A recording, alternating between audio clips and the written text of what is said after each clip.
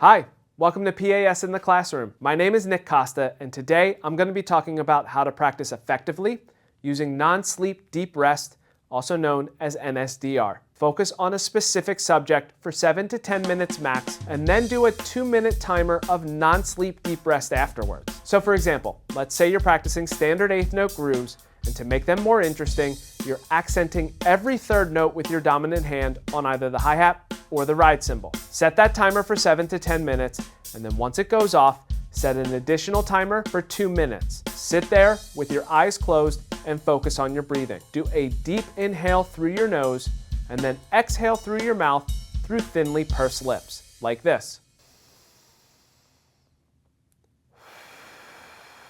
As you are in this NSDR protocol, your brain is still going through the procedural patterns to help you with what you just practiced. Now this is just a preview of what I'll be presenting alongside Mark DiCiani at PASIC this upcoming November. And that has been today's lesson from the PAS classroom.